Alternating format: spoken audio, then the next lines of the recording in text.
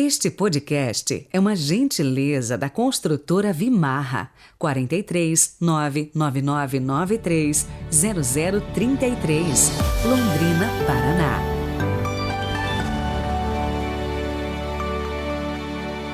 Olá, bem-vindos a esta segunda-feira, 4 de julho de 2022. E vamos começar o nosso podcast de hoje com uma frase de Santa Jacinta Marto, uma das videntes de Nossa Senhora de Fátima. Ela dizia o seguinte, abre aspas, se os homens soubessem o que é a eternidade, fariam de tudo para mudar de vida. Fecha aspas. Que esta frase nos incentive a buscar sempre o bem e sermos melhores. Rezemos.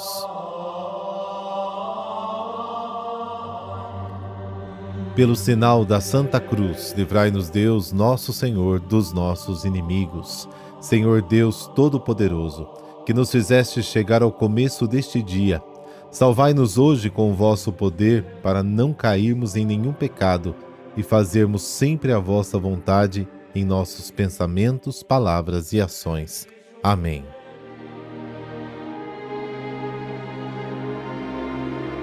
Mateus, capítulo 9, versículos de 18 a 26. O Senhor esteja convosco, Ele está no meio de nós. Proclamação do Evangelho de Jesus Cristo segundo Mateus. Glória a vós, Senhor. Enquanto Jesus estava falando, um chefe aproximou-se, inclinou-se profundamente diante dele e disse: Minha filha acaba de morrer, mas vem, impõe tua mão sobre ela e ela viverá. Jesus levantou-se e o seguiu, junto com seus discípulos. Nisto, uma mulher que sofria de hemorragia há 12 anos veio por trás dele e tocou a barra do seu manto. Ela pensava consigo, se eu conseguir ao menos tocar no manto dele, ficarei curada. Jesus voltou-se e ao vê-la disse, coragem, filha, a tua fé te salvou. E a mulher ficou curada a partir daquele instante. Chegando à casa do chefe, Jesus viu os tocadores de flauta e a multidão alvoroçada, e disse, retirai-vos, porque a menina não morreu, mas está dormindo. E começaram a caçoar dele. Quando a multidão foi afastada, Jesus entrou, tomou a menina pela mão, e ela se levantou.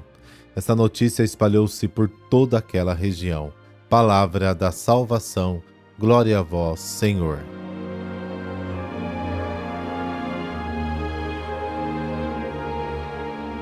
O Evangelho de hoje nos leva a meditar 2 milagres de Jesus em favor de 2 mulheres. A primeira era uma mulher considerada impura devido a um sangramento irregular que durava aí mais de 12 anos. O outro, a favor de uma menina que havia morrido recentemente. De acordo com a mentalidade da época, a pessoa que tocava sangue ou um cadáver era considerada impura e quem tocava essa pessoa tornava-se igualmente impuro. Sangue e morte foram fatores de exclusão. Por isso, aquelas 2 mulheres eram pessoas marginalizadas, excluídas. Aqueles que os tocavam se tornavam impuros e, portanto, não podiam participar de nada, e muito menos ter um relacionamento com Deus. Para poder participar plenamente da comunidade, era necessário passar pelo rito de purificação prescrito pelas normas da lei. Agora, curando a impureza daquela mulher pela fé, Jesus abre um novo caminho para ir a Deus, e não depende mais dos ritos de purificação controlados pelos sacerdotes do templo. Ao ressuscitar a menina, Jesus supera o poder da morte e abre um novo horizonte à vida. Enquanto Jesus ainda estava falando, um chefe local vem interceder por sua filha que morreu recentemente. Ele pede a Jesus que vá e lhe impõe as mãos, e ela viverá. O líder acredita que Jesus tem o poder de reviver sua filha, um sinal de grande fé em Jesus por parte do pai da menina. Jesus se levanta e vai com ele, trazendo também os discípulos. E aqui está o ponto de partida dos 2 episódios que se seguem, a cura da mulher que sofria de uma hemorragia há 12 anos e a ressurreição da menina. O Evangelho de Marcos apresenta os mesmos 2 episódios, mas com muito detalhe. O homem se chamava Jairo e era um dos líderes da sinagoga. A menina ainda não estava morta e ela tinha também 12 anos. Mateus encurta a narrativa de Marcos. A caminho da casa do chefe, uma mulher que sofria de sangramento irregular há 12 anos se aproxima de Jesus em busca de cura. 12 anos com uma hemorragia. Por isso vivia marginalizada, excluída, porque, como dissemos, naquela época o sangue tornava a pessoa impura. Marcos diz que a mulher havia gasto todos os seus bens com os médicos, mas em vez de melhorar, sua situação piorou. E ela então ouve falar de Jesus. É por isso que uma nova esperança nasce. Ela dizia a si mesma: se eu puder tocar em seu manto, ficarei curada. O catecismo daquela época dizia: se você tocar nele, ele ficará impuro. Mas a mulher pensa exatamente o contrário, um sinal de muita coragem. O ensino dos fariseus e escribas não podia controlar o pensamento do povo, graças a Deus. A mulher se aproxima de Jesus por trás, toca a orla do seu manto e encontra a salvação. Em vez de Jesus ficar impuro, ela fica completamente livre da sua doença. Jesus se vira e, vendo a mulher, declara: coragem, filha, a tua fé te curou. Uma frase curta, mas que nos permite vislumbrar 3 pontos muito importantes. Primeiro, ao dizer filha, Jesus acolhe a mulher na nova comunidade que se formou ao seu redor. Ela não era mais uma desconhecida. 2. O que ela esperava e acreditava realmente aconteceu. Ela se recuperou. Isso prova que o catecismo das autoridades da época não era correto e que em Jesus se abriu um novo caminho que dava às pessoas a possibilidade de obter a pureza que a lei exigia e de entrar em contato com Deus. Terceiro, Jesus reconhece que sem a fé daquela mulher, ele não poderia ter feito o milagre.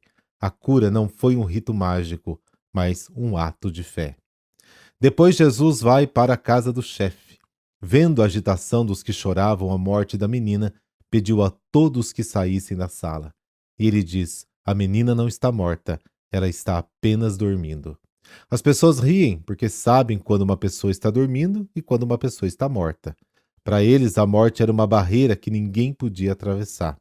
É o riso que lembra o riso de Abraão e de Sara. Não sei se vocês se lembram daqueles que não podiam acreditar que nada é impossível para Deus. Gênesis 17, 18, Lucas 1. As palavras de Jesus têm um significado ainda mais profundo. A situação das comunidades na época de Mateus parecia uma situação de morte. Eles também ouviram: vocês não estão mortos, vocês estão vivos, acordem. E Jesus não se importa com o riso das pessoas, simplesmente espera todos saírem do quarto. Então ele entra, pega a menina pela mão e ela se levanta. Marcos se lembra até das palavras de Jesus, Talita cumi, que significa menina, levanta-te. A notícia se espalhou por toda aquela região. As pessoas acreditavam que Jesus é o Senhor da vida que vence a morte, e qualquer tipo de morte.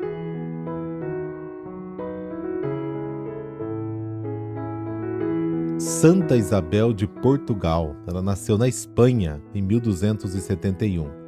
Foi criada pelo avô e recebeu uma formação perfeita e digna do seguimento de Cristo.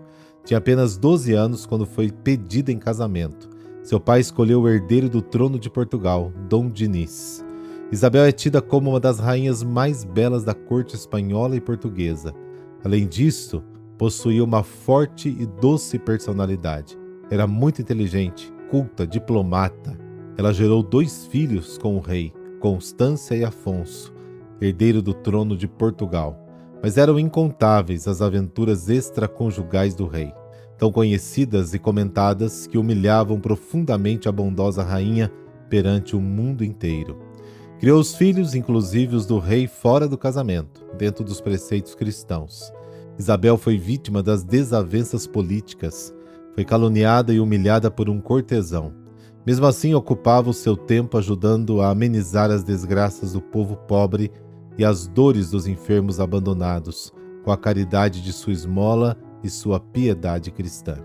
Isabel fundou vários mosteiros e obras sociais. Com suas posses, sustentava lares de idosos e menores abandonados, hospitais para idosos e doentes, tratando pessoalmente dos leprosos. Sem dúvida, foi um perfeito símbolo da paz do seu tempo. Quando o marido morreu, Isabel se recolheu no mosteiro das Clarissas de Coimbra. Abdicou de seu título de nobreza, indo depositar a coroa real no altar de São Tiago de Compostela. Doou toda a sua imensa fortuna pessoal para suas obras de caridade. Viveu o resto da vida em pobreza voluntária, na oração, na piedade, na mortificação, atendendo os pobres, os doentes e os marginalizados. A Rainha Isabel de Portugal morreu no dia 4 de junho de 1336. Foi declarada padroeira dos portugueses como a Rainha Santa da Concórdia e da Paz.